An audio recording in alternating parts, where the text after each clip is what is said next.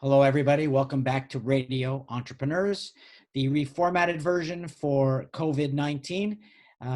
People are still working, still keeping their companies going, keeping people employed and safe, and going to market in new and unusual ways, but not so unusual as time seems to go on. And more people are listening to these innovative methods. But our next guest, Reese Tisdale, President, Bluefield Research. Welcome. Hi, hey Jeff, how you doing? Glad to be here. Thank you. That's a nice background you got there. It's kind of alive. Yeah, well, I'm trying to stay alive, so I appreciate that. So you want to tell us a little bit about Bluefield Research? Because, I've heard some nice things. Yeah, so Bluefield Research, we're a market research firm based in Boston. Our focus is the water industry specifically, broadly speaking. That's water, wastewater, stormwater.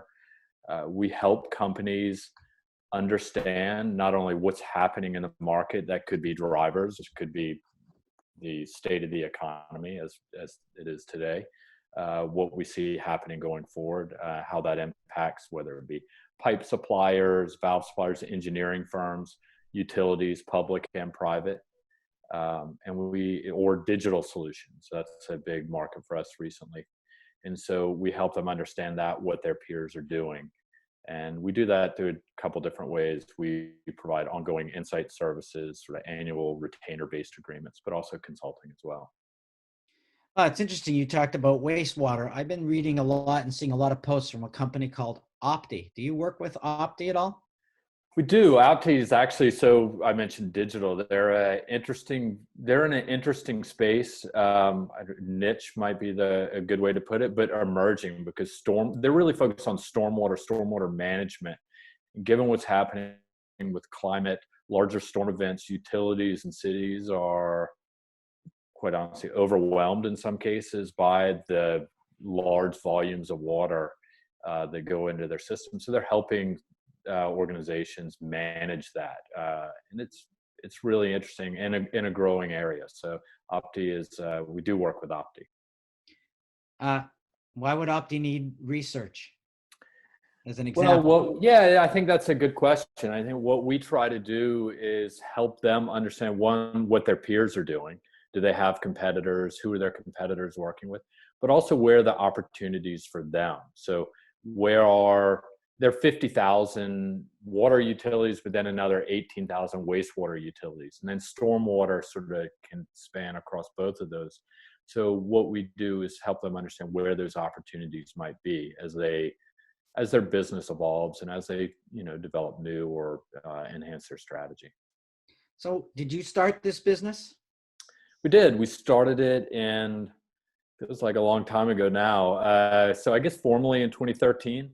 We launched the business. My partners and I, we come from different backgrounds, but market research more recently, both in the telecom space, but also power and energy.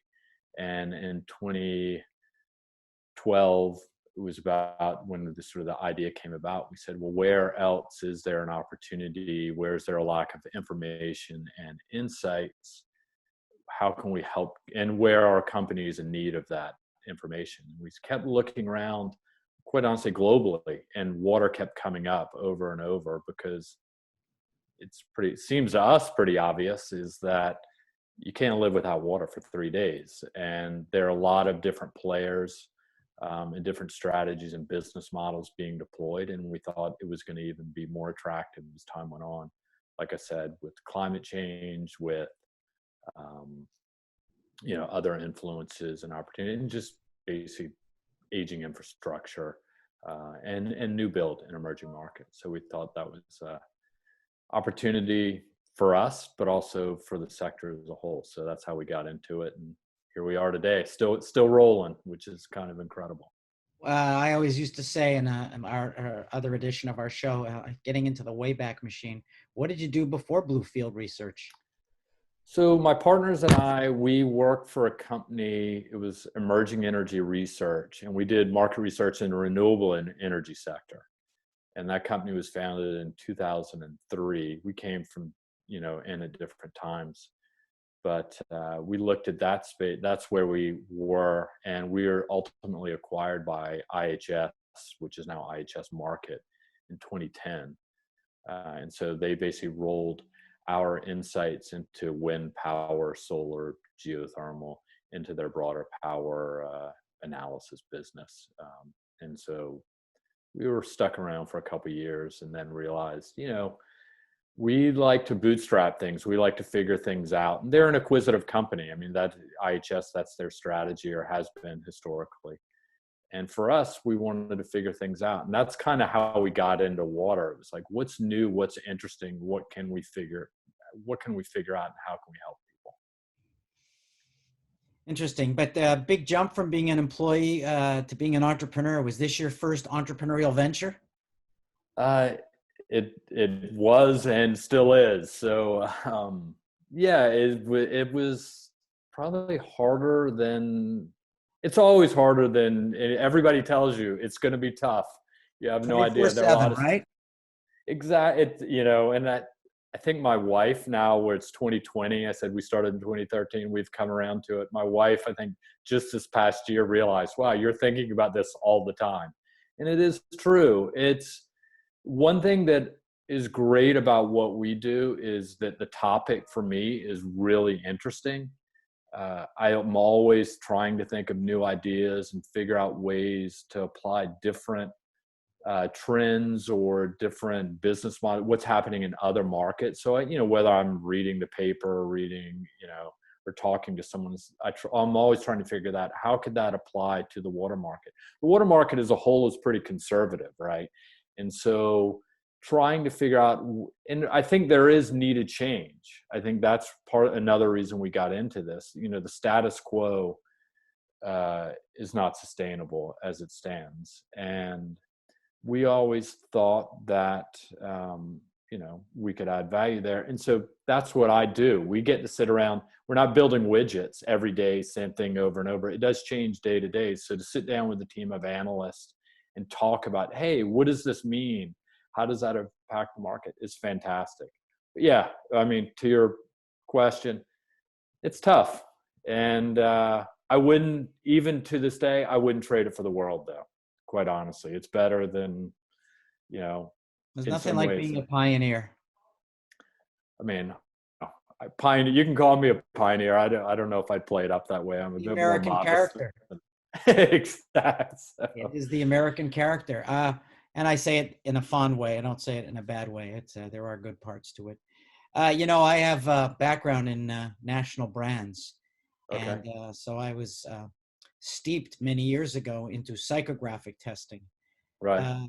For our listeners, what type? I don't know if you're doing psychographic, what type of testing you're doing. Can you tell them so that they're clear what kind of testing you do? As far, you mean testing as Your research. I was doing oh, so psychographic, yeah, I mean, yeah, I think psychographic that's, research. yeah, I mean, what we really do, I mean, we're doing business analysis, more competitive, and, we're applying, our experience as well as our understanding of market trends, and, where are projects being built, who's building them, what are the strategies, what are the business strategies, channels to market by the various companies, how are they doing it? So that's really what we're doing. I mean, so it's less on the marketing side, but more on, hey, could be market entry strategy. Companies come to us and say, we are a European company, we're a European engineering firm, and we want to get into the US market. Can you tell us, what do we do? Where do we go? This is what we do in Europe or elsewhere, but is there a strategy? And that could be a number of things. They could be supplying pipes or valves. They could also be, maybe they're looking to buy a utility. And so we say, all right, well, here's your addressable market. Here's who the players are. Here are the policies shaping that market. Here are examples. We've got hundreds and hundreds, for back to utilities, hundreds and hundreds of acquisitions that we've looked at, we've monitored over time. So we know what the key players are paying. We know where they're paying, what size, and what factors, whether it's water, wastewater, and so on. So we've been speaking with Reese Tisdale, President, Bluefield Research. Reese, if somebody wanted to learn more, contact you at Bluefield, how would they find you? You could always go to us at www, if we still say that, bluefieldresearch.com. You can always find us at Twitter at Bluefield Water.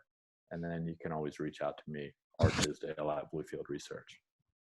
Well, I want to thank you for being on Radio Entrepreneurs today. We hope we have you back sometime in the next year. We're always a big fan of water, clean water, stormwater management. We know we know flooding is a big issue, but I want to thank you for being on Radio Entrepreneurs. No, it's my pleasure. This is great. And hopefully we can do this again. Good. Remind everybody, this is Radio Entrepreneurs. And if you want to stay up to date as to how companies are competing in this new economy, just tune us in. We're on all forms of media, and you can find us Radio Entrepreneurs anywhere, Twitter, Facebook, LinkedIn, you name it. And I want to thank you for being on the show. We're going to take a break. We'll be right back.